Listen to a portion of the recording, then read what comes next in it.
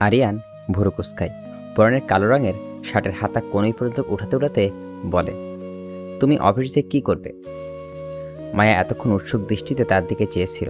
মনের মতো উত্তরের জায়গা পাল্টা প্রশ্ন কিছুটা হতাশ হলো সে। চোখে মুখে যথাসম্ভব অসহায়ত্ব ফুটে কাতর কণ্ঠে বলল, আমার ভালো লাগে না বাসায়, একা একা লাগে। একা একা কোথায়, ইতি আছে তো। আরিয়ানের উত্তরটা কিন্তু বিশেষ পছন্দ হয়নি মায়ার। সে তড়িৎ গতিতে বলে, আপনি নিয়ে যাবেন নাকি না? আরিয়ান উত্তর না দিয়ে ফোনটা পকেটে ঢুকায়। ধীরে সুস্থে হাতের ঘড়িটা পরে নেয়, চুলগুলো ব্রাশ করে। তাকে দেখে মনেই হচ্ছে না মায়ার প্রশ্নটা আদৌ তার কানে গেল কিনা। মায়া উসখুস করে কিছুক্ষণ পর্যন্ত, পর অধৈর্য হয়ে পড়ে। আপনি কি আমার কথা শুনতে? তার কথা শেষ হওয়ার আগেই আরিয়ান ঘুরে গিয়ে তার বাহু ধরে উঠায়, নিজের পিঠ বরাবর দাঁড় করিয়ে পেছন থেকে দুহাত পেট জড়িয়ে ধরে। মায়া বেকুব বনে যায়। হঠাৎ এমন কিছু যেন প্রস্তুত ছিল না সে। মুহূর্তে লজ্জা নেমে আসে সারা মুখে। আরিয়ান তার কাঁধ না ঘষতে ঘষতে ফিসফিস করে বলে, বাসায় ভালো লাগে নাকি আমাকে ছাড়া ভালো লাগে না? মায়া কেঁপে ওঠে, আদত লজ্জা মিশ্রিত কণ্ঠে বললে, সেরকম কিছু না, ছাড়ুন তো। কেন ছাড়বো? বলে মায়ের কানের নিচে একটা গভীরভাবে চুমু এঁকে দেয় আরিয়ান। মায়া লাফিয়ে ওঠে, খিলখিল করে হেসে দিয়ে বলে, উফ, সুসুই লাগছে, মুখ সরান প্লিজ। আরিয়ান মুখ উঠিয়ে ফেলে। মায়ার কাঁধের সরে যাওয়ার ওনারা ঠিক করে দিয়ে তাকে ছেড়ে দাঁড়ায়। মায়া হাফ ছেড়ে বাঁচে। এখনও মনে হচ্ছে ওখানে কেউ সুড়সুড়ি দিচ্ছে। ছোটবেলা থেকেই তার প্রচণ্ড সুড়সুড়ি লাগে, আর স্পর্শকাতর জায়গাগুলো তো সবচেয়ে বেশি। আসো, দেরি হয়ে যাচ্ছে, বলে মায়ের হাত ধরে টান দিয়ে বেরিয়ে যায় আরিয়ান। মায়ের মুখের হাসি ফুটে ওঠে, তার মানে তাকে সাথে নিয়ে যাবে আরিয়ান। আরিয়ান কেবিনে। আরিয়ানের পাশে আর একটা চেয়ার রাখা আছে, সেটাতে দুই পা ভাঁজ করে আরাম করে বসে রয়েছে মায়া। তার মাথাটা আরিয়ানের হাতের বাহুতে হেলান দেওয়া, চোখ ল্যাপটপের স্ক্রিনে নিবদ্ধ। আরিয়ান সেদিকে মনোযোগ দিয়ে কিছু একটা দেখছে, অন্য কোন দিকে যেন খেয়ালই নেই তার। মায়াও কিছু বলছে না, মূলত আরিয়ানকে বিরক্ত করতে চাচ্ছে না সে। খানিক পরে পাশ থেকে ধোয়া কফির মগে হাতে নিল আরিয়ান। তারপর মায়ের দিকে না তাকিয়ে মগটা একটু সামনে ধরে বলল, খাবে? মায়া আপত্তি করে বলল, না, আপনি খান, এটা হয়ে যাবে। আরিয়ান নির্বিকার ভঙ্গিতে মায়ের ঠোঁটের মগটা ঠেকিয়ে ধরল।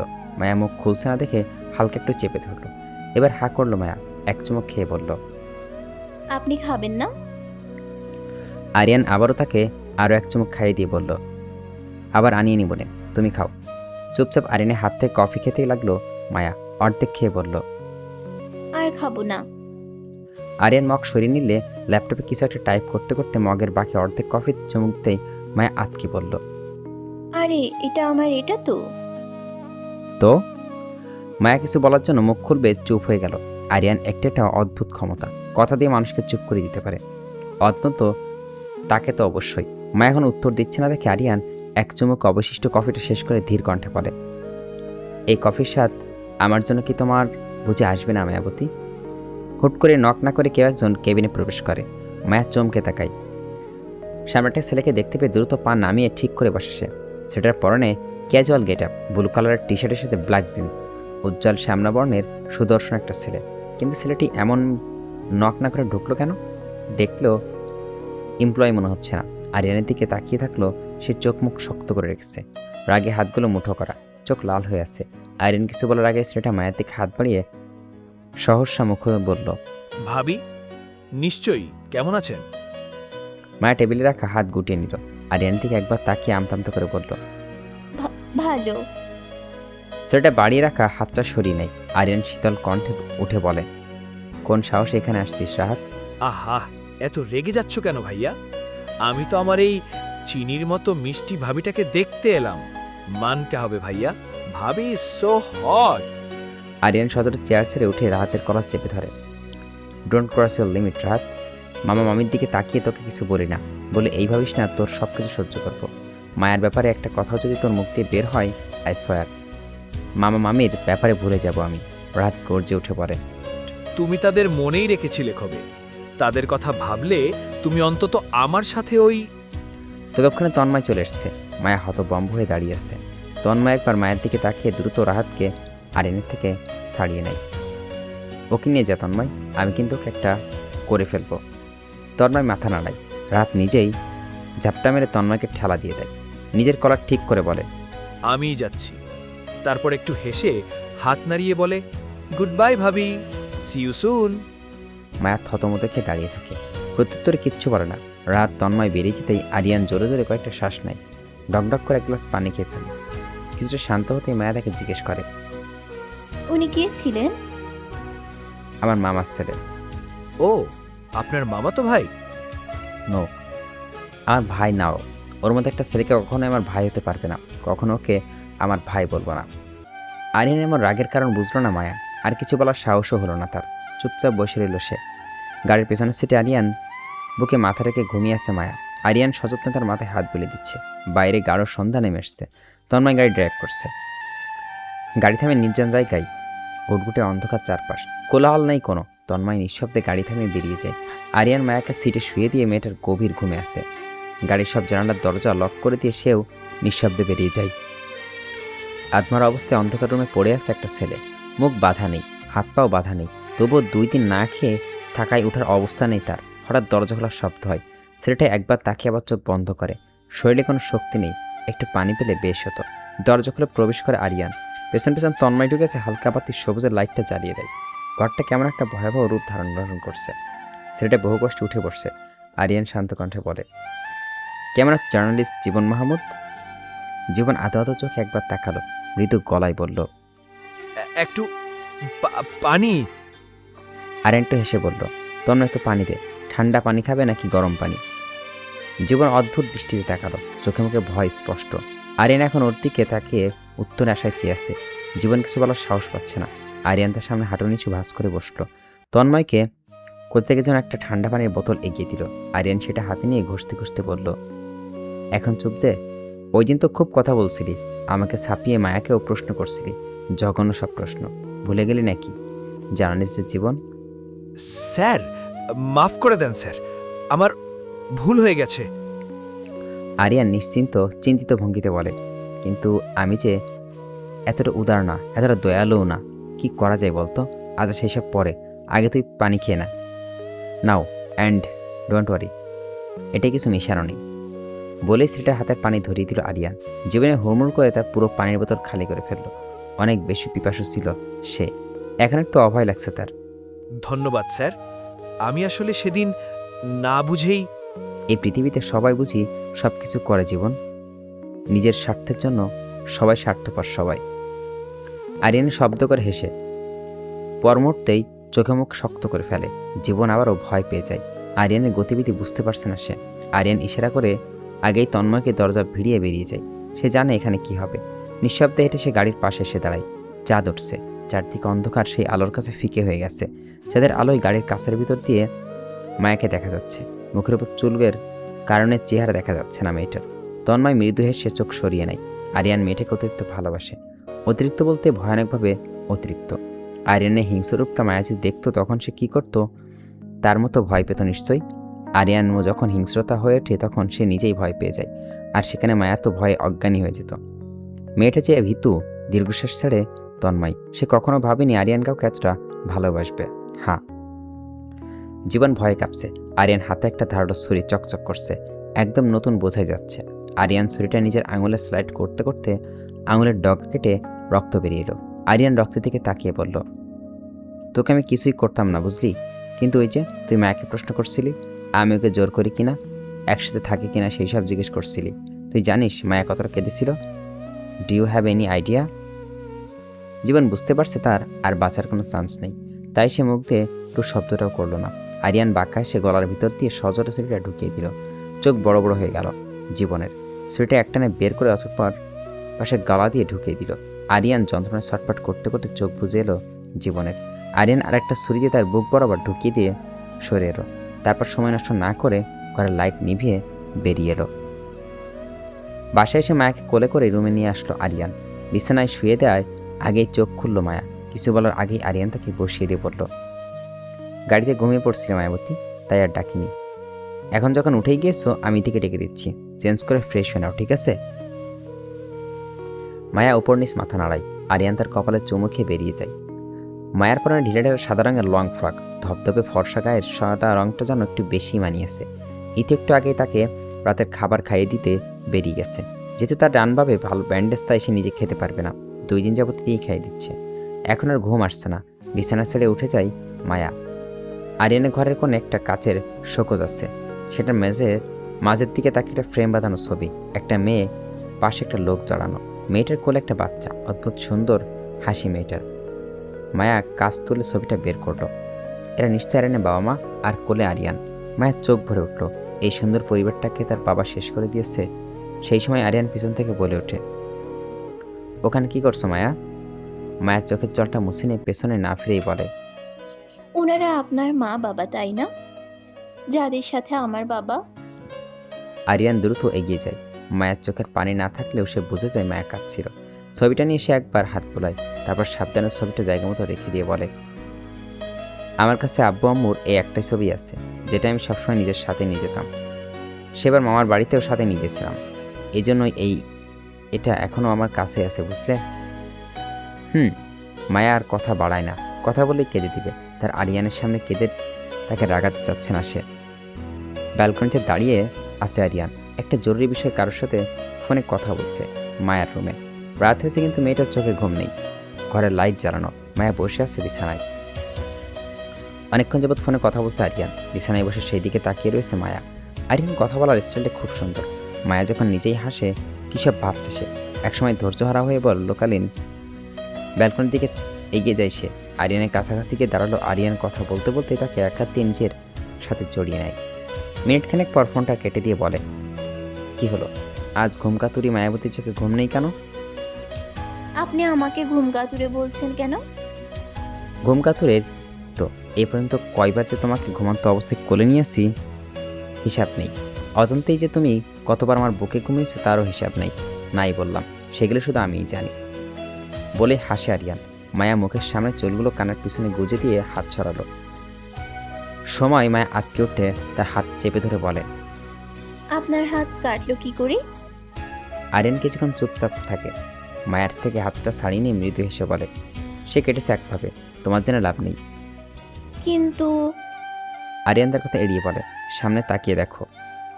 মায়া সামনে তাকায়। বাগানে জেনি আর জ্যাক পাশাপাশি বসে আছে। জেনি নিজের শরীর চাটছে আর বসে বসে। নিজের ঘরের ভিতর নেই তারা, ছাড়া অবস্থায় আছে।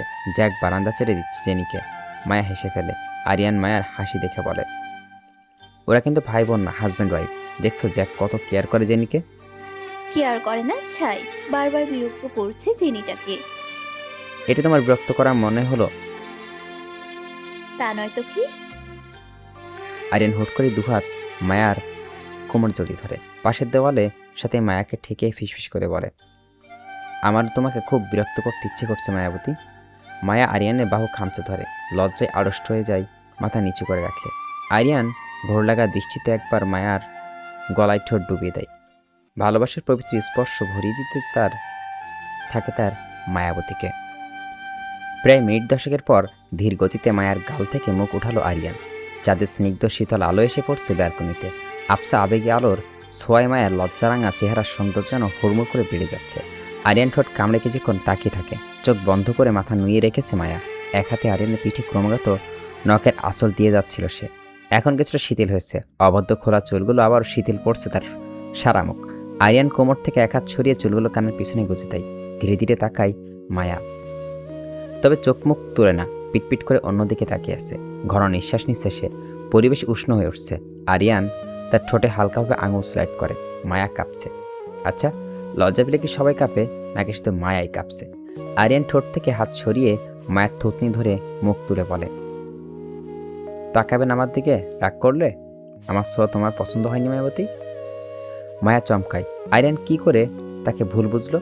সে তড়িঘড়ি করে আরিয়ানের চোখের দিকে তাকিয়ে বলে, না না, তেমনটা না। আমি আসলে তুমি আসলে? আমার লজ্জা লাগছে। আরিয়ান শব্দ করে হেসে ওঠে। মায়ের এই সরল মনে বলো সোজা কথাগুলো তার বেশ লাগে। এই কথাগুলোর প্রতি প্রচণ্ড ভালো লাগা কাজ করে তার। হুট করে মায়াকে কোলে তুলে নেয় আরিয়ান। ঘরে যেয়ে বিছানায় শুয়ে দেয়। ঘরের লাইট নিভিয়ে গিয়েছিল মায়া। আরিয়ান যেয়ে তা আবারও জ্বলে দেয়। গায়ের টি শার্টটা এক হাতে খুলে ফেলে। মায়া অনুসন্ধানী কণ্ঠে বলে, কি করছেন? আমি কি করছি সেটা বাদ দাও, বরং তুমি কি করছো তা দেখো। বলেই মায়ের পিঠের দিকে দিয়ে দাঁড়ালো আরিয়ান। মায়ের চোখগুলো বড় বড় হয়ে যায়। ফর্সা পিঠ লাল হয়ে গেছে। খামসিতে একটা জায়গায় কেটে পর্যন্ত গেছে, আর বাকি জায়গাগুলো আঁচড়ে লাল হয়ে আছে শুধু। মায়া কাঁচামুচু করে তাকিয়ে বলে। সরি। আরিয়ান হেসে বলে, আরে অদ্ভুত, সরি বলছে কেন? প্রেয়সীর নখের আঁচড়ে ক্ষতবিক্ষত হওয়ার সৌভাগ্য সবার থাকে না। সেদিক দিয়ে বলতে গেলে তুমি আমার সেই সৌভাগ্য করে দিলে, বুঝলে? মায়া উত্তর দেয় না, অগোচরভাবে একটু হাসে। আরিয়ান কখনোই তাকে কোনো কিছুর জন্য দোষারোপ করে না, মানে তার কোনো ভুল আরিয়ানের চোখেই পড়ে না কখনো। সে কাউকে মেরে ফেললেও মনে হয় না আরিয়ান বলবে নিশ্চয়ই লোকটার দোষ ছিল, একদম ঠিক করছে মেরে। সকালবেলা রুমে বসে ল্যাপটপে কাজ করছে আরিয়ান। আজ অফিসে যাবে না সে। মায়াকে নিয়ে 11টার দিকে হাসপাতাল যেতে হবে, ব্যান্ডেজ করে দিবে, তাই সে নিজেই যাবে সাথে। মায়া বিছানায় হেলান দিয়ে বই পড়ছে। কয়দিন পর পরীক্ষা তার। এতদিন পড়াশোনা থেকে বিচ্ছিন্ন ছিল, তাই এখন একটু চাপ নিয়ে পড়ছে। হঠাৎ আরিয়ান ফোনটা বেজে ওঠে। মায়া একবার তাকিয়ে আবার পড়ায় মনোযোগ দেয়। আরিয়ান ফোনটা রিসিভ করে। মামা ফোন দিয়েছিল, নিশ্চিত বাসায় যাওয়ার কথা বলবে। হ্যালো আরিয়ান, হ্যাঁ বলো মামা। তোরা তো আসলি না। জানি তোর এই বাসায় আসা পছন্দ না, তবুও মেয়েটাকে নিয়ে একটু আসা উচিত না? আসবো মামা, আজ বিকেলে আসবো। তাহলে দুপুরে আয়, দুপুরে রাতে এখানে খেয়ে যাবি। আরিয়ান কিছু একটা ভেবে বলল, আচ্ছা ঠিক আছে। সত্যি আসবি তো? আমি কখনো তোমাকে মিথ্যা আশ্বাস দিয়েছি? আচ্ছা ঠিক আছে, দেরি করিস না। আরিয়ান বলে ফোনটা কেটে দেয়। ঘড়ির দিকে তাকিয়ে দেখে 10টা বাজে। চোখ নামিয়ে আবারও কাজে ধ্যান দেয় সে। মায়া কিছুক্ষণ চুপ থেকে বলে ওঠে, আপনার মামার ছেলের সাথে কাল অমন করলেন কেন? মামার সাথে তো ভালো করেই কথা বললেন। ওর সাথে আমার একটু ঝামেলা আছে। কি ঝামেলা? অনেক প্যাচ বিষয়, তোমার মাথায় ঢুকবে না। বলুন না প্লিজ। আরিয়ান ল্যাপটপটা বন্ধ করে। মায়ার খাবারের প্লেটে পাশে টেবিলে রেখে গিয়েছে ইতি। মায়া এখন খাবে না, তাই বলছে যখন খাবে তাকে যেন ডেকে দেয়। আরিয়ান উঠে প্লেটটা হাতে নিয়ে মায়ের পাশে বসে মুখের সামনে খাবার তুলেই বলে, শুনতে চাচ্ছ? তাই অল্প করে বলছি। মায়া অকপটে মাথা নাড়ায়, মুখে খাবার নিয়ে বলে, বলুন। আরিয়ান একটা ছোট্ট শ্বাস ফেলে বলে, শি ইজ সার্চ এ ক্যারেক্টারলেস পারসন। ওর এই সবের জন্য কখনো ওর সাথে আমার মিলতো না। কথাবার্তা বেশি বলতাম না আমরা, আর ও শুধু শুধু আমার সাথে ঝামেলা বাঁধাতো। কারণ ও এক প্রকার হিংসা করে আমার সাথে। কেন আমার কোম্পানিতে সফল হলো, কেন ওর ক্যারিয়ারে আমি সেটা করতে দেই না। আমার থেকে 2 বছর ছোট, কিন্তু নিজের স্টাডি নিয়ে একেবারে সিরিয়াস না। আসলে মার টাকা আছে তো, তাই এইসব বিষয়ের ওর একটা গাছড়া ভাব। আরিয়ান থামে। মায়া মনোযোগ দিয়ে শুনছে। আরিয়ান আবারও মায়াকে খাইয়ে দিয়ে বলে, এইসব নিয়ে ঝামেলা চললেও আসল সমস্যা 1 বছর আগে। প্রায় লেট নাইট পার্টি করতো ও, রাতে ফিরতো না। তেমন এক পার্টিতে একটা মেয়েকেও হ্যারাস করে, মূলত ফিজিক্যালি অ্যাবিউজ করে, খুব বাজে হবে। তো মেয়েটা সেই দিন কোনোরকম নিজেকে বাঁচিয়ে পুলিশ কেস করতে যাচ্ছিল। সিসি ক্যামেরায় প্রমাণ থাকা সত্ত্বেও টাকার প্রভাবে আমার মামা যেহেতু পুলিশ অফিসার, তাই খুব সহজেই রাহাতকে ছাড়িয়ে ফেলে। সেই সময় আমি মেয়েটাকে সাহায্য করছিলাম। মামামির অনুরোধ করা সত্ত্বেও আমি কেস করি, অ্যান্ড ফলস্বরূপ 3 মাস জেল খাটতে হয় রাহাতকে। আমার যেটা ঠিক মনে হয়েছিল আমি সেটাই করছিলাম। মামা মামিকে কষ্ট পেয়েও এ নিয়ে আমাকে কড়া কিছু বলেনি, কিন্তু এরপর থেকে রাহাতের সাথে আমার সম্পর্কটা খুব বেশি খারাপ হয়ে যায়। কথা শেষ করে জোরে একটা শ্বাস ছেড়ে আরিয়ান। মায়া খাবারের প্লেটটা খালি করে দিচ্ছে এতক্ষণে। মায়াকে পানি খাইয়ে দিয়ে উঠে যায় সে। মায়া অন্য মানুষকে বলে, আপনি এত ভালো কেন? আরিয়ান হাসে, ঝুঁকে গিয়ে মায়ের কপালে ঠোঁট ছুঁয়ে পড়ে। উঠে পড়ো, হাসপাতাল যেতে হবে, সেখান থেকে আবার মামার বাসায়। হাতের ব্যান্ডেজ খুলে দেওয়া হয়েছে মায়ার। হাত নাড়াতেও কোনো সমস্যা হচ্ছে না, তবে কপালে কাটা এখনও ঠিক হয়নি, তাই সে নতুন করে ব্যান্ডেজ করে দেওয়া হয়েছে। বর্তমান গাড়িতে বসে আছে তারা। গাড়ি থামে সুন্দর একটা বাসার সামনে। আরিয়ানের মামার বাসা এটা। গাড়ি থেকে বের হতে একজন মধ্যবয়স্ক জাতের লোক এগিয়ে এসে আরিয়ান হাসি মুখে বলে, কেমন আছো মামা? প্রত্যুত্তরটা লোকটা আরিয়ানকে জড়িয়ে ধরে, পিঠ চাপড়িতে বলে, ভালো আছি বাবা। এতে আরিয়ানের মামা বুঝতে পেরে মায়া দ্রুত সালাম দেয় ওনাকে। সজীব খান সালামের উত্তর দিয়ে মায়ের মাথায় হাত রেখে বলেন, আসো মা, ভেতরে আসো। মায়া খুব মুগ্ধ হয় তার ব্যবহারে। ভেতরে যেতে একজন মহিলার উপর থেকে নিচে নামে। মায়া বুঝে এটা আরিয়ানের মামি। মায়া সালাম দিতে সে এসে মায়াকে জড়িয়ে ধরে সজীব খানকে উদ্দেশ্য করে বলে, দেখেছ মেয়েটা কত সুন্দরী, কি মায়াবী চেহারা। বলছিলাম না আরিয়ানের পছন্দ আছে। মায়া একটু অপ্রস্তুত হয়ে পড়ে। রূপের প্রশংসা শুনতে তার কেমন যেন অদ্ভুত লাগে। যেটার উপর মানুষের কোনো হাতই নেই, সেটা নিয়ে এত প্রশংসা কিসের। দিনটা ভালোই কাটে মায়ার। আরিয়ানের মামামি খুব আন্তরিক। তবে একটা জিনিস খুবই অবাক লাগে, সারাদিনে একবার রাহাতের ছায়া পর্যন্ত দেখেনি সে। এমনকি খাওয়ার সময়ও সে ছিল না। সে তো নিশ্চয়ই এই বাসায় থাকে। মামা মামি একবার তার কথা বলল না পর্যন্ত, তবুও মুখে কিছু বলে না সে। পাশে আরিয়ান রেগে যায়। সকালবেলা বাসার বাইরে তাকে ঘুরে দেখছিল আরিয়ান। হঠাৎ তার ফোন আসায় সে মায়াকে দাঁড় করে একটু দূরে সরে যায়। মায়া চুপচাপ দাঁড়িয়ে থাকে। অপর পাশের দিকটা অন্ধকার, লাইট জ্বালানো নেই। হঠাৎ একটা হাত তাকে হ্যাকসার টান দিয়ে ও পাশে নিয়ে যায়। মায়া চিৎকার দেওয়ার আগে একটা শক্ত হাত তার মুখ চেপে ধরল। মুখ দিয়ে কোনো রকম আওয়াজ বের করতে পারল না সে। ছেলেটা তার পিছনে দাঁড়িয়ে আছে, তার উপর চারদিকে অন্ধকার। হৃৎপিণ্ডে তার তুমুল গতিতে লাফাচ্ছে, তার গলা শুকিয়ে আসছে। ছেলেটা তাকে ওই অবস্থাতে ধরেই বাগানে আরও ভেতর নিয়ে যায়। আরিয়ানের কণ্ঠেও আর শোনা যাচ্ছে না। ছেলেটা তার মুখের কানে সামনে এনে অনেকটা শীতল কণ্ঠে বলে, দেখেন, আপনার মুখ চেপে রাখতে আমার একটুও ভালো লাগছে না, তাই বলছি যে আমি হাতটা সরাচ্ছি, কিন্তু আপনি একদম চিৎকার করবেন না, ওকে? মায়ের উপর দিয়ে নিজ মাথা নাড়ায়, আর দম বন্ধ হয়ে যাচ্ছে। চোখ দিয়ে গড়িয়ে পড়ছে নোনা জল। কণ্ঠটা শুনে সে বুঝতে পেরেছে এটা রাহাত। মুখ থেকে হাত ছড়াতেই জোরে জোরে শ্বাস নেয় মায়া। রাহাত তার হাতটা ছেড়ে দিয়েই সে দৌড় দিতে চায়, কিন্তু পারে না। রাহাত তাকে কাছে টেনে নিয়ে এক হাত কোমর পেঁচিয়ে ধরে। অসহ্য লাগে মায়ার। রাহাতের সম্পর্ক তার সহ্য হচ্ছে না। সকালে তার সম্পর্কে ওইসব শোনার পর এখন তো তা গা গুলিয়ে যাচ্ছে। যেতে দিন বলছি, এখানে কেন এনেছেন? আমি জানি আরিয়ান হয়তো আপনাকে আমার সম্পর্কে অনেক কিছুই বলেছে, এবং আপনি হয়তো একদমই সেফ ফিল করছেন না আমার সাথে। বাট আই প্রমিস, আমি খারাপ কিছু করব না আপনার সাথে। আরিয়ান হয়তো চলে আসবে একটু পরেই। আপনাকে শুধু একটা জিনিস দেখানোর জন্য এনেছি। বলেই নিজের ফোন বের করে রাহাত। কিছু একটা খুঁজে বের করে বলে, আপনি জাস্ট এটা একটু দেখুন। মায়া তার বাহুতে হাত দিয়ে ধাক্কা দিয়ে ছাড়ানোর চেষ্টা করে, না পেরে কান্না মিশ্রিত কণ্ঠে বলে, আমি কিছু দেখব না। আপনি প্লিজ আপনার হাতটা সরান, যেতে দিন আমাকে। রাহাত হাত ছড়ায় না, বরং একটু নিচের সাথে লেপটে নিয়ে বলে, কাঁদবেন না প্লিজ, একদম সময় নেই, এটা দেখুন। বলে একটা ভিডিও প্লে করে রাহাত। জার্নালিস্ট জীবন মারার ভিডিও। মায়ের জলভরা দৃষ্টিতে সেদিকে তাকায়। এটা না দেখা ছাড়া উপায় নাই তার। স্ক্রিনে আরিয়ানকে দেখে অবাক হয়ে যায় মায়া। আরিয়ানের সামনে আর একটা লোক। এরপর ভিডিও চলতে থাকে। আরিয়ানের হাতে ছুরি নিয়ে মাত্র তখনই ফোনটা পড়ে যায় রাহাতের হাত থেকে। মায়া চমকে পেছনে তাকায়। আরিয়ানকে দেখে কলেজায় পানি আসে তার। ততক্ষণে ভিডিওটা দেখা সবকিছু মাথা থেকে ঝরে যায়। রাহাতকে ধাক্কা মেরে ফেলে দিয়ে আরিয়ান মায়া নিজের বুকের সাথে মিশিয়ে নেয়। পকেট থেকে একটা বন্দুক বের করে রাহাতের দিকে তাক করে মায়াকে বলে, এই অসভ্যটা কিছু করেছে তোমাকে? মায়া উত্তর দেয় না। সে আরিয়ানকে জাপটে ধরে কাঁদছে। আরিয়ান তার মাথায় হাত বুলিয়ে দেয়, চুলের ভাঁজে ভাঁজে ঠোঁট শুয়ে দেয়। রাহাত মাটিতে পড়ে আছে। কি করেছিস তুই ওর সাথে? এত স্পর্ধা তোর? তোকে আমি সাবধান করছিলাম Rahat, don't cross your limit, কিন্তু তুই শুনলি না। মায়াকে ওনার সাথে কিছু করিনি আমি, শুধু তোমার আসল চেহারাটা ওনাকে দেখাতে চেয়েছিলাম। And I am almost successful. যদিও পুরোটা দেখেননি, তবুও। আরিয়ান তার বাহুতে শুট করে দেয়। কাকি ওঠে রাহাত, জাস্ট শাট আপ। কার আসল চেহারা কি দেখেছিস তুই ওকে? তোর সব মিথ্যা কথা অন্তত মায়া বিশ্বাস করবে না। আসল কথা হলো তোর নষ্ট নজর পড়ছে মায়ার ওপর। রাহাত হাত চেপে ধরে উঠে দাঁড়ায়। গড়গড় করে রক্ত পড়ছে তার হাত থেকে। দাঁত চেপে সে বলে ওঠে, মায়া, আমি আপত্তিকর কিছু করেছি আপনার সাথে? বলুন।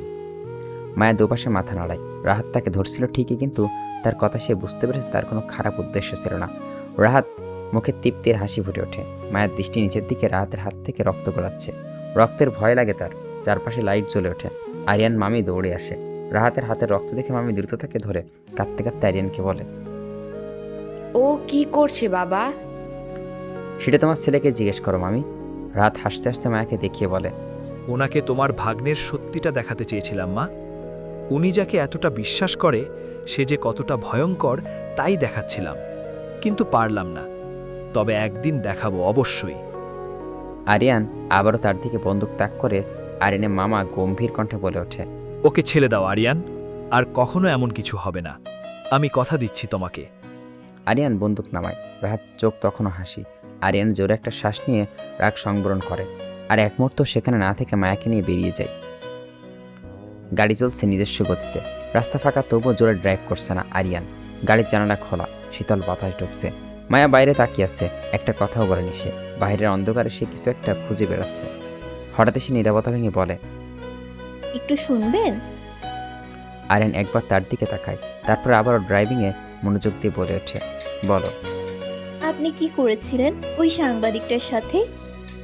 আরিয়ান চমকায় না, সে জানে এমন কিছুই হতো। একটু আগে রাহাত তাকে সেই ভিডিওটা পাঠিয়েছে, সাথে মেসেজে লেখা ছিল ভিডিওটা কেমন হলো ভাইয়া। তখন সে বুঝতে পেরেছিল রাহাত এটা দেখিয়ে মায়াকে সে চলে আসার সময় হয়তো পুরোটা দেখাতে পারেনি। আরিয়ান শান্ত কণ্ঠে বলে, তুমি পুরোটা দেখেছিলে? না। আরিয়ান গাড়ি থামায়, পকেট থেকে ফোনটা বের করে মায়ের দিকে এগিয়ে দিয়ে বলে, নাও দেখো। মায়া কাপা হাতে ফোনটা ধরে। আরিয়ান যখন সেটা গলায় ছুরি ঢুকে তখন চিৎকার করে ওঠে মায়া। হাত থেকে ফোনটা ফেলে দেয় সে। ভয়ে হাত পা কাঁপছে, মাথা ঘোরাচ্ছে। আরিয়ান সিট বেল্ট থাকায় এলিয়ে বসেছিল।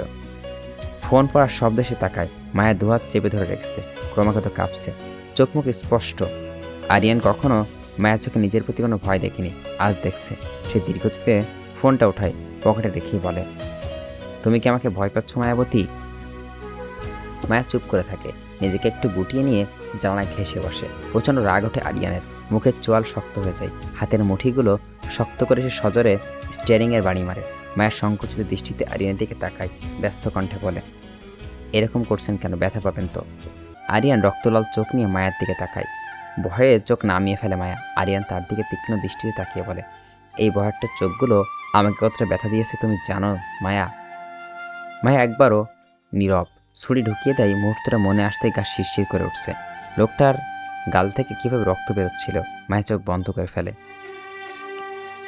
ভাবে আরিয়ান কি একটু দয়া হলো না লোকটার উপর? এত নির্দয় সে। পরক্ষণে চোখ খুলে মায়া জিজ্ঞেস করে, আপনার কি একটুও দয়া হয়নি লোকটার উপর? না হয়নি। বলে গাড়ির দরজা খুলে বেরিয়ে পড়ে আরিয়ান। মায়া হতভম্ব হয়ে যায়। কিছু বলার আগেই আরিয়ান তার পাশের দরজাটা খুলে দেয়, হাত ধরে বের করে। বিকট শব্দ করে গাড়ির দরজা লাগাতে মায়া আটকে উঠে বলে, কি করছেন? গাড়ি থেমেছে একটা ব্রিজের উপর। আরিয়ান মায়াকে টানতে টানতে ব্রিজের রেলিং ঘেঁষে দাঁড় করায়। তার দুই পাশে হাত রেখে দৃঢ় গলায় বলে, কেন ভয় পাচ্ছ আমাকে? আর দয়া করে আমার কারোর উপর দয়া হয় না। আমি নির্দয়, নিঃসঙ্গ, হিংস্র, কিন্তু সেটা ক্ষেত্রবিশেষ। বাকিদের সাথে আমি এরকম, আর তোমার সাথে অন্যরকম। Got it. মায়া এবার ফাঁকা ঢোক গিরে বলে, কেন? কয়টা রূপ আপনার? মায়া, ডোন্ট ডু দিস। রাগাবে না আমাকে। আমার রাগ সহ্য করার মতো ক্ষমতা তোমার হবে না।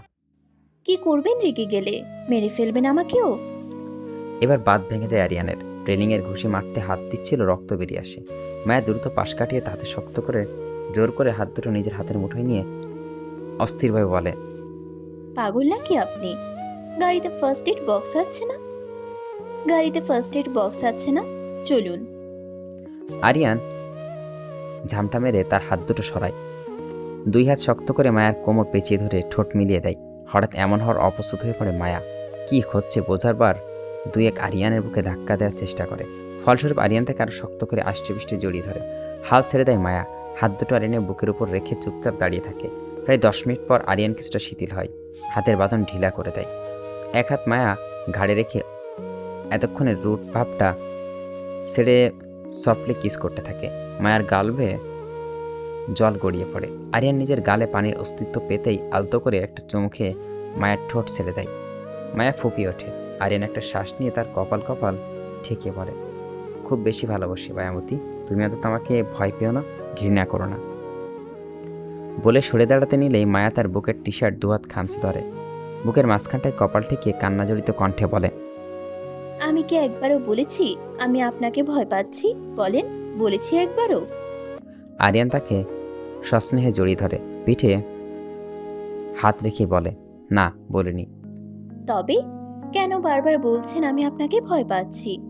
এবার আরিয়ান উত্তর দেয় না। মায়া আবারও বলে, আমি তো আপনাকে ভয় পাচ্ছি না, আমি ভয় পাচ্ছি ভিডিওর সেই হিংস্র পাষাণ লোকটাকে। আমি হিংস্রতা পছন্দ করি না। আমি যে খুবই ভীতু সেটা আপনার থেকে ভালো কেউ জানে না। আমি নিতে পারি না এইসব কাটা ছেঁড়া রক্তারক্তি দেখলে আমার কলিজা কাঁপে। আমি এরকমই। আপনি একবার অন্তত আমার কথাটা ভাবতেন। এরকমটা করলেন কেন যা দেখে আমি ভয় পাবো? আমি আপনাকে ভয় পেতে চাই না, কখনো ভয় পেতে চাই না। আপনি না আমাকে ভালোবাসেন, তবে কেন করলেন এমনটা? কেন করলেন? বলে আরিয়ান বুকের শার্ট সজোরে ঝাঁকায়। মায়া আরিয়ান তার হাতের উপর হাত রাখে, নিচের বুক থেকে সরিয়ে দুহাত উল্টো পিঠে ঠোঁট ছুঁয়ে দিয়ে বলে, আই প্রমিস এমনটার কখনো করব না। তোমাকে আরিয়ান আর কখনো হিংস্র হবে না, আই প্রমিস মায়াবতী। মায়া একদম শান্ত হয়ে যায়, চোখ নামে মৃদু কণ্ঠে বলে, গাড়িতে চলুন, আপনার হাত থেকে রক্ত বের হচ্ছে। আরিয়ান হেসে মায়াকে নিয়ে গাড়িতে পেছন থেকে ফার্স্ট এইড বক্স নিয়ে নিজেকে দরজা খুলে আটকে দেয়। মায়ের হাত বক্সটা দিয়ে মায়ের কোলের উপর হাত রেখে বলে, নাও ব্যান্ডেজ করে দাও। মায়া এক অদ্ভুত দৃষ্টিতে আবার তাকিয়ে মনোযোগ দেয় ব্যান্ডেজ করতে থাকে। কাজ শেষ হয়ে গেলে সব কিছু আবার সুন্দর করে বক্সের ভিতরে ঢুকিয়ে গাড়ির সামনে রেখে দেয়। আরিয়ান গাড়ি স্টার্ট দিচ্ছে না দেখে বলে, আর কতক্ষণ বসে থাকবেন এখানে? বাসায় যাবেন না? আরিয়ান তার দিকে ঝুঁকে যায়। সেকেন্ডের মধ্যে মায়ার ঠোঁটে চুমু খেয়ে আবারও নিজের সিট বেল্টে বসে। বলে, এই জায়গাটা নাকি চিনছো মায়াবতী? সামনে তাকিয়ে দেখো, ওই যে রাস্তার মোড়ে দেখা যাচ্ছে, সেখানেই তোমার সাথে আমার প্রথম দেখা হয়েছিল।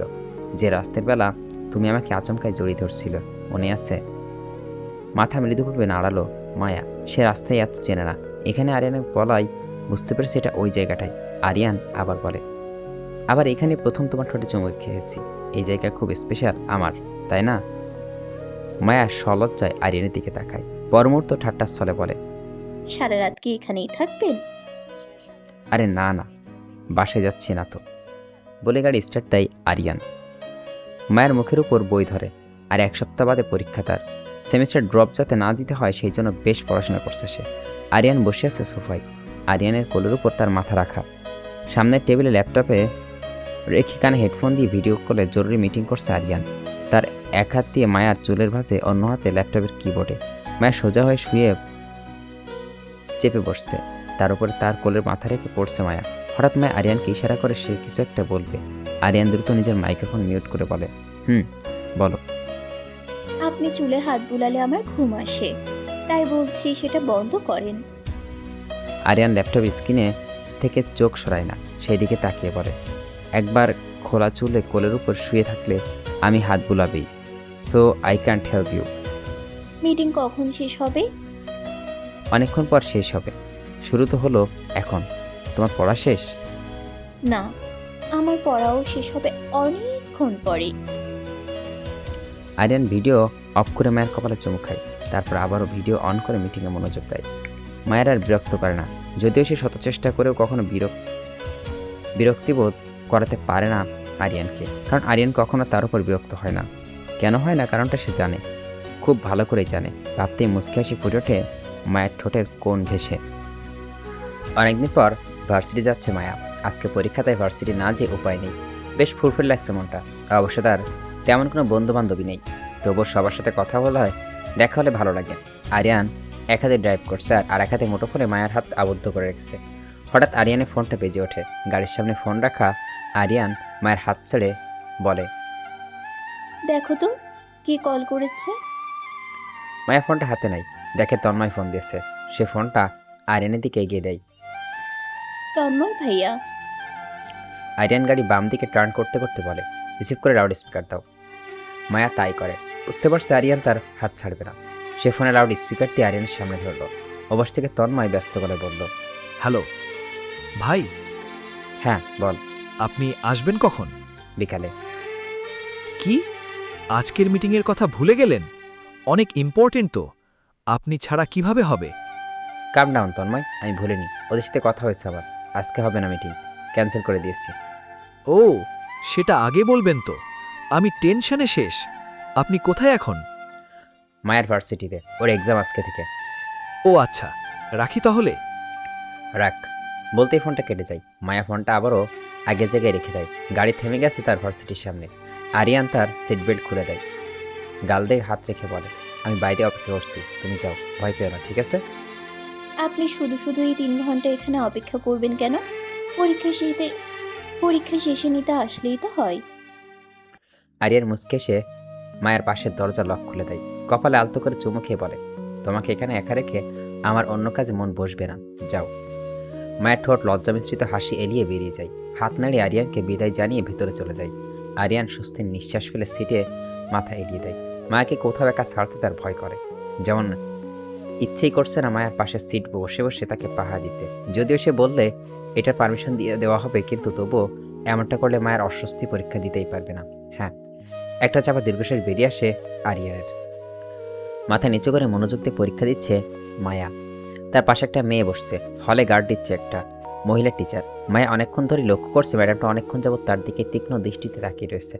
আবার মাঝে মাঝে নিজের ফোনের দিকে তাকাচ্ছে। অস্বস্তি হচ্ছে তার। সে তো কোনো রকম দেখা দেখি করছে না, তবে এভাবে কি দেখছেন উনি? কিছুক্ষণ পর ম্যাডাম হাঁটতে হাঁটতে তার সিটের সামনে এসে দাঁড়ায়। মায়ের চোখ তুলে তাকাতে তিনি চোখ ছোট ছোট করে চাপা স্বরে বলেন, এই মেয়ে তোমার চেহারাটা আরিয়ান খানের বউয়ের মতো লাগে না? মায়া হকচিয়ে যায়। প্রথমে থেমে বলেন, জি জি ম্যাম। জি মানে তুমি ওনার বউ? মায়া মৃদুভাবে মাথা নাড়িয়ে সম্মতি দেয়। মহিলাটি যেমন খুশিতে লাফিয়ে ওঠে, কিন্তু বাহিকভাবে প্রকাশ করলো না। উৎসুক কণ্ঠে বলে, তুমি একাই এসেছো? মিস্টার আরিয়ান আসেনি? ওনার সাথে দেখা করার অনেক ইচ্ছে আমার। এসেছে ম্যাডাম, উনি বাইরে অপেক্ষা করছেন। ওহ গ্রেট, তোমার কোনো হেল্প লাগলে আমাকে বলো। হ্যাঁ, আমি এই সাবজেক্টের প্রফেসর। মায়া চোখ বড় বড় করে তাকায়। কী সব বলছে এই মহিলা? পরীক্ষায় কেউ কাউকে এভাবে বলে দেয় নাকি? তবু ওনার মুখের উপর তো আর কিছু বলা যায় না, তাই নিচে সরাই বলল। না ম্যাম, হেল্প লাগবে না। মহিলাটা চলে যেতে মায়া হাঁপ ছেড়ে বাঁচে। পাশের মেয়েটা সে জিজ্ঞেস করে, উনি মনে হয় নতুন প্রফেসর, তাই না? হ্যাঁ, এই সপ্তাহেই জয়েন করেছি। মায়া আবারও লেখায় মনোযোগ দিয়ে বিড়বিড় করে বলে, এই জন্যই তো এমন অদ্ভুত কথাবার্তা বলছিল। আজব। বেল পড়তে খাতা দিয়ে দ্রুত বের হয়ে যায় মায়া। 4তলার কর্নার রুমে সিট পড়ছিল তার। আরিয়ান অপেক্ষা করছে ভেবে সিঁড়িতে ভেঙে নিচে নামতে দেখে সে। 3য় তলা পুরোটাই খালি। এখানে মনে হয় আজকে কোনো পরীক্ষা হয়নি। খালি করিডোরে ধরে হাঁটছে মায়া। আচমকায় কেউ একজন টান দিয়ে তাকে খালি ক্লাসরুমে নিয়ে যায়। চিৎকার দিয়ে ওঠে মায়া। এই ফ্লোরে কেউ নেই, বেঁধে কারোর কারা যায় না তার চিৎকার। জানালা দিয়ে আলো আসছে। আফসা আলোয় রাহাতকে দেখে চমকে ওঠে মায়া। রাহাত এখানে কি করছে? তার হাত ছেড়ে দেয় রাহাত। একটু দূরত্ব নিয়ে দাঁড়িয়ে মায়ার গায়ের ওড়না ঠিক করে ক্ষিপ্ত কণ্ঠে বলে, আপনার সমস্যাটা কি? এখানে কি করছেন? দেখুন, আপনার কোনো কথা আমি শুনতে চাচ্ছি না। উনি যেরকমই হোক, আমার কোনো সমস্যা নেই। অযথা ঝামেলা সৃষ্টি করার চেষ্টা করবেন না। একটা নিঃশ্বাস কথাগুলো বলে রাহাত দিকে তাকায় মায়া। আপনি খুব ভালোবাসেন আরিয়ানকে, তাই না? আপনি কি এসব বলার জন্য এখানে এসেছেন? আমার যেতে হবে, উনি অপেক্ষা করছেন। সরুন প্লিজ। উত্তরটা দিন।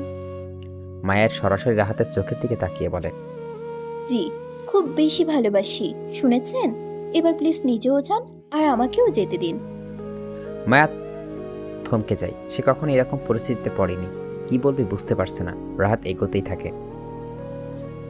দেখুন, একদম এগোবেন না। আপনার এসব অহেতুক কথাবার্তা আমার ভালো লাগছে না। উনি না আপনাকে গুলি করলো ওই দিন?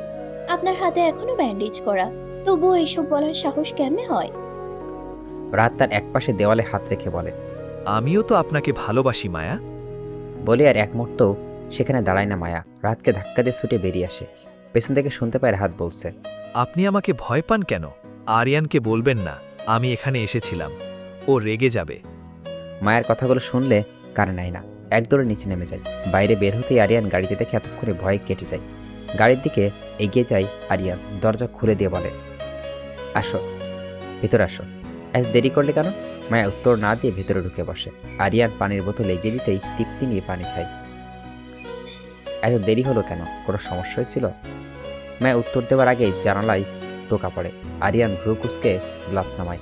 একজন মোটামুটি ইয়াং মহিলা দাঁড়িয়েছে। আরিয়ান সানগ্লাস নামিয়ে বলে, কে আপনি? Any problem? মায়ের চোখে মুখে বিরক্তি নিয়ে বলে। ইনি পরীক্ষার গার্ডে ছিল, ভার্সিটির প্রফেসর। আরিয়ান মায়ের দিকে তাকায়, আবার মহিলার দিকে তাকায়। আপনি জানেন আমি আপনার কত বড় ফ্যান? ভাবতেই পারছি না আপনাকে সামনাসামনি দেখছি। বলে মহিলাটি তার দিকে হ্যান্ডশেক করার জন্য হাত বাড়ায়। আরিয়ান হাত মিলায় না, অপ্রস্তুতভাবে হেসে বলে, নাইস টু মিট ইউ। মহিলা হয়তো একটু অপমানিত বোধ করেন। মুখের হাসিটা নিভে না গেলেও একটু কমে যায়। তবু আগের মতন উৎসাহিত কণ্ঠে সে বলে, আপনার ওয়াইফকে পরীক্ষায় হেল্প করছি, বুঝলেন? আরিয়ান বিস্মিত নয়নে মায়ের দিকে তাকায়। মায়া মাথা দুই দিকে বাড়িয়ে পড়ে। উনি সাহায্য করতে চেয়েছিল, আমি নিইনি। আরিয়ানের চোখে আবারও সানগ্লাসটা পরে মহিলাটি বলে, এসে প্রফেসর, আপনার অবশ্যই পরীকে হেল্প করা উচিত না। সেটা আমার ওয়াইফ হোক বা যেই হোক না কেন। আই হোপ আপনি বুঝতে পারছেন। মহিলা অপমানে দাঁত কেলিয়ে হাসে। সে হয়তো ভেবেছিল এটা বলবে আরিয়ান তার উপর খুশি হবে, কিন্তু হলো উল্টোটা। আমাদের একটু তাড়া আছে, আল্লাহ হাফেজ বলে গাড়ির কাজ উঠিয়ে দেয় আরিয়ান।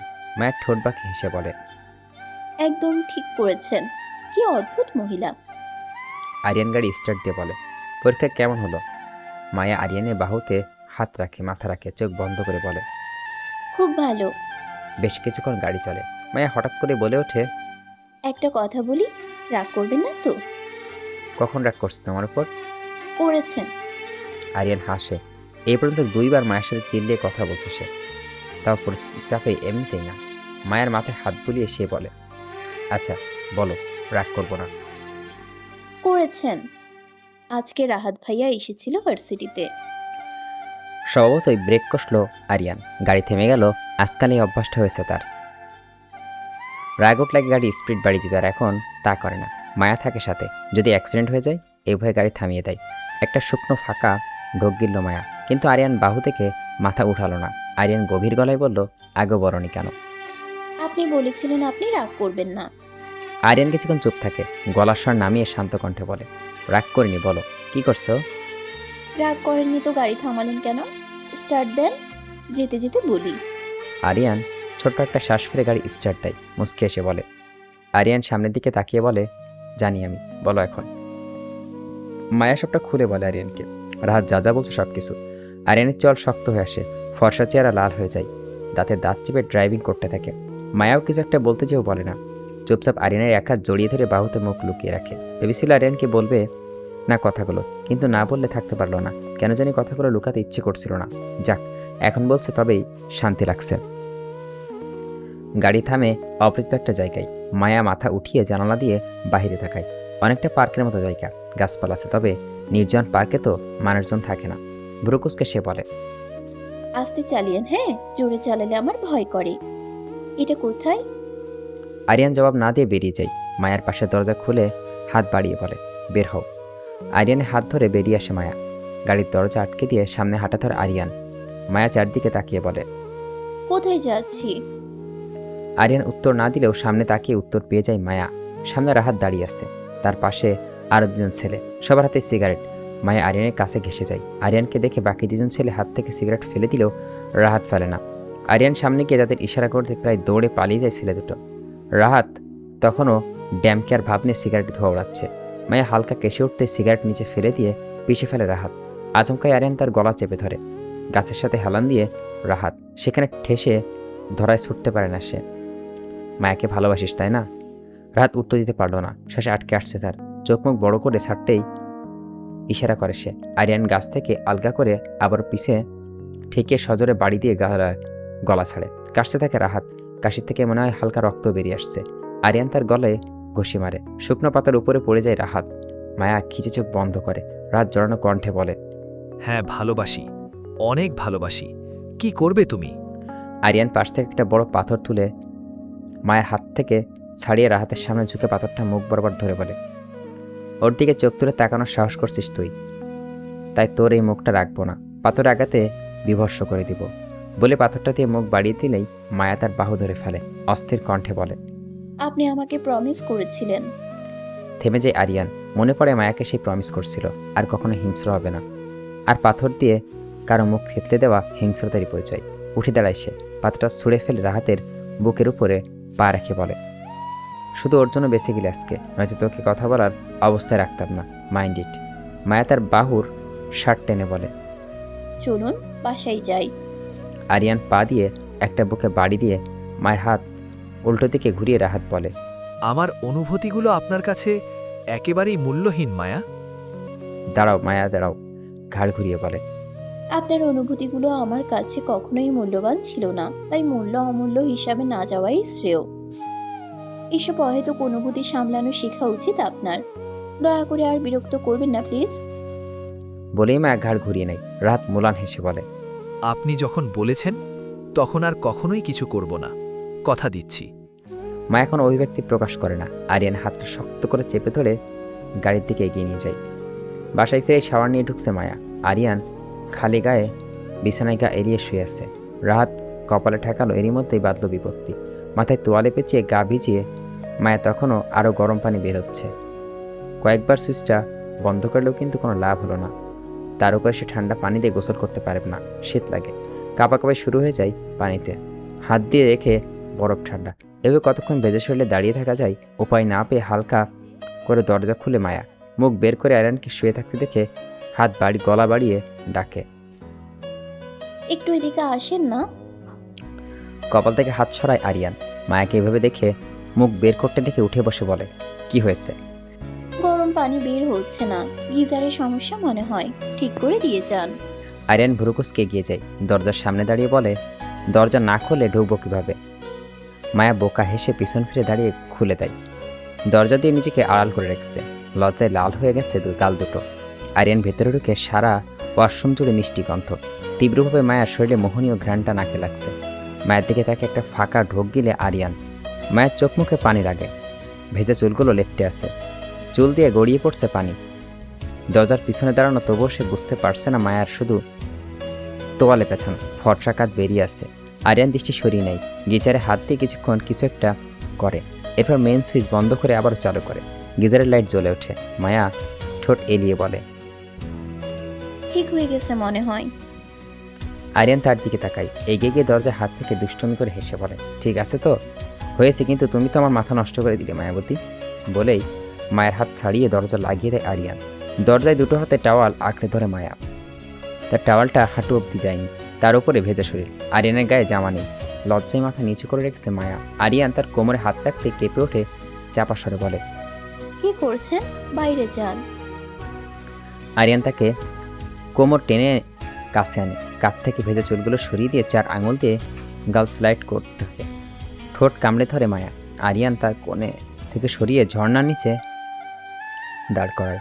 এক হাত দেওয়ালে রেখে ঝর্ণা ছেড়ে দেয়। মুহূর্তেই ভিজে যেতে থাকে দুইজনে। আরিয়ান খালি বুকে হাত রাখে মায়া, এক কাঁধে অবধি আর এক কাঁধ বুকে। চোখের উপর পানি পড়ায় ঠিক কমাতে তাকাতে পারছে না, পিটপিট করে তাকিয়ে বলে, আপনি? আরিয়ান তার ঠোঁট হাতে রাখে, আঙুল দিয়ে স্লাইড করে বলে, তোমার শরীরে গন্ধটা কেমন যেন একটা মাদকতা আছে মায়াবতী, নিজেকে একদমই আটকাতে পারছিলাম না। বলেই মায়া গালের চুমু খায় আরিয়ান, মুখ নামিয়ে ঠোঁট কাঁধে ঢুবায়। মায়া কোনোরকম বারণ করে না। আরিয়ানের কাছে আসে তার ঠোঁট আরিয়ান খালি বুকে স্পর্শ করছে কয়েকবার। অদ্ভুত শিরণ বয়ে যাচ্ছে, শরীরের গরম পানি পড়ছে, তবুও কোনো যেন একটা কাঁপুনি দিচ্ছে শরীরে। খানিক পরে আরিয়ান মুখ উঠায়, গালে নাক ঘষে ঠোঁটের কোণে ছোট্ট করে চুমু দিয়ে বলে, জলদি শাওয়ার নিয়ে নাও, বেশিক্ষণ ভেজে শরীরে থাকলে ঠান্ডা লেগে যাবে। আপনিও তো ভিজে গেছেন। সমস্যা নেই, রুমেই চেঞ্জ করে নিচ্ছি। বলে তাকে ছেড়ে দেয়। দাঁড়ায় আরিয়ান, অপদমস্তক একবার মায়ার সারা শরীর চোখ বুলায়। মায়া টাওয়াল আঁকড়ে ধরে দেওয়ালের সাথে লেপ্টে থাকে। আরিয়ানের উপরে তাকানো আরও বেশি লজ্জা লাগে। আরিয়ান ধরা গলায় বলে, তুমি অনেক সুন্দরী মায়াবতী, অনেক বেশি সুন্দর। বলে এগিয়ে এসে তার গালে হাত রেখে কপালে ঠোঁট ছুঁয়ে দিয়ে দরজা খুলে বেরিয়ে যায়। মায়া সেভাবেই কিছুক্ষণ দাঁড়িয়ে থাকে। আরিয়ান সুন্দর বলতে কেমন সুন্দর বুঝিয়েছে সেটা বুঝতে অসুবিধা হয়নি তার। এগিয়ে গিয়ে দরজা আটকে দেয় সে। আয়নার দিকে তাকিয়ে নিজেকে হেসে ফেলে। গালে লাল আভাটা মনে হয় আজ সারাদিনে সরবে না।